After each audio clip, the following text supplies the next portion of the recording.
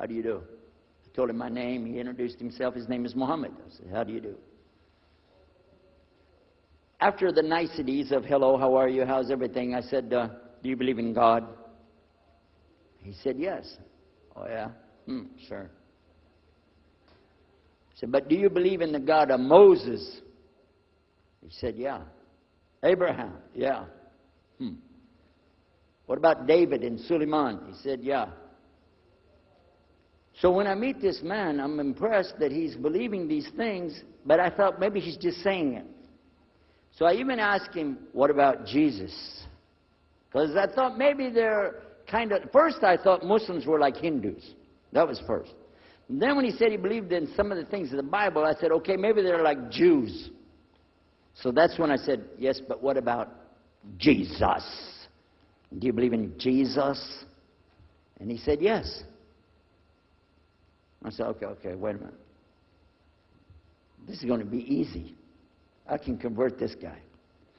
So I agreed that we're going to do business with him.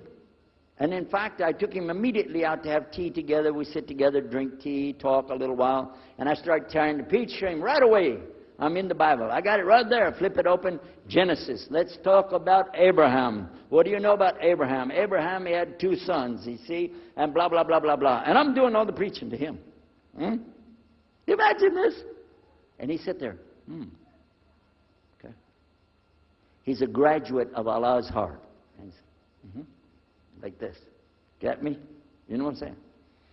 Well, it happened that during Ramadan, some of his friends that he was staying with had to move their apartment around or something, and he was going to go stay in the masjid for itikaf in Ramadan. It's normal. We didn't understand. I thought he has nowhere to go, and I told my dad, this man has nowhere to go.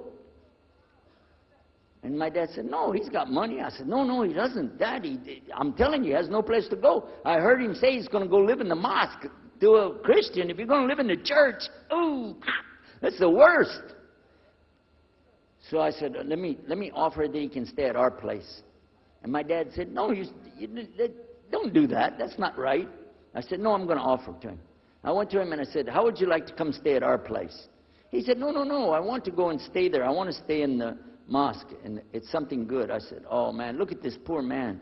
Oh, my God. He doesn't know, you know. He just, oh, poor soul. Please come and stay in our house. And he said, no, I can't. I need to go stay over there. I said, look, I'm scratching his dignity. So I told him, listen, no. I want you to come and you can pay. You can pay money and stay with us. He said, how much?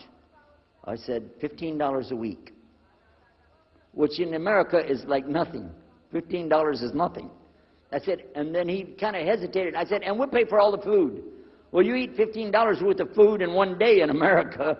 He said, okay, all right. And I told my dad later, I said, see how I did that? Because now he'll stay with us. He knows he's getting a good deal on the food, and I was making it all about money.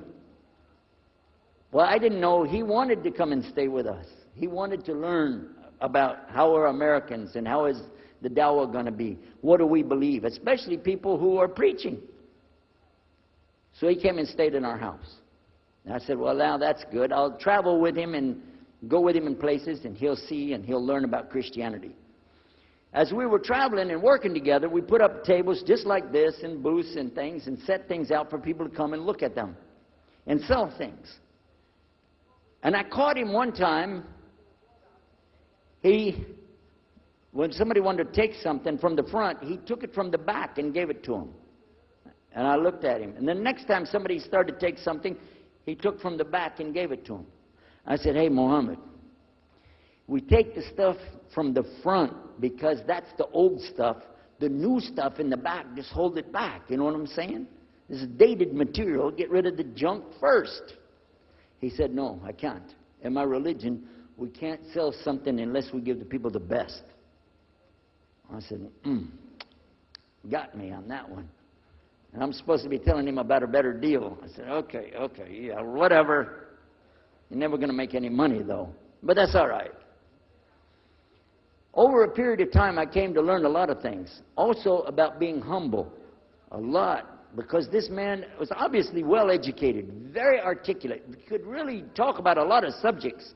In fact, I tried to debate with him about many things, but he was so wise and well educated that he could see what I was doing, and he would take it easy and let me win every debate. I could win any debate with him if he wanted me to. But if he wanted me to lose, I was going to lose. This was how well he could handle it. Now, what happened, one of the preachers that I knew, another preacher, who used to carry a big cross and walk down the street so people would stop and talk to him about religion, he had a heart attack, and he went to the hospital. So I went to the hospital to visit him, and when I was visiting him, I met another man in the hospital who was in a wheelchair. This gentleman had a problem. He didn't want to talk to anybody. And I told him, let me witness to you. Let me share the message of Jesus with you.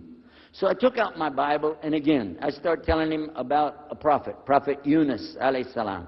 And I'm telling them, look at Jonah. He's in the belly of the whale. He's in the sea. He's down there like this, and who knows how long. And suffering like this, you don't have as big a problem as that. And God saved him, so he could save you too. He said, didn't want to talk to me. I asked him, what's your name? He don't want to tell me. Where are you from? He said, I'm from Venus. So what's that? Well, we do have, there is a Venus, Texas, by the way. But he said, he's from another planet. So I kept, each time I would go, I would talk to him, witness to him. Finally, one day, he started crying. I was pushing his wheelchair around. I took him down. I rolled him around different places. He started crying one day. He said, I'm going to confess something to you. I need to confess something to you. Now, to a Catholic, confession means you're going to tell the priest all your sins. And then he's going to forgive you. Well, I wasn't Catholic. And I told him, listen, I'm not Catholic and I'm not a priest. I'm a preacher. He said, I know better than you do. I am a priest. I said, oh my God. This man is a priest, and he knows the Bible better than I do. He said, I just have had a hard time. I've been here and having heart attacks, and I've been having problems and everything, and trying to figure out a lot of things. He said, I'm sorry I took it out on you. I really am. I apologize. And he started crying. And when he started crying, I felt sorry. I hugged him, and I said, it's okay.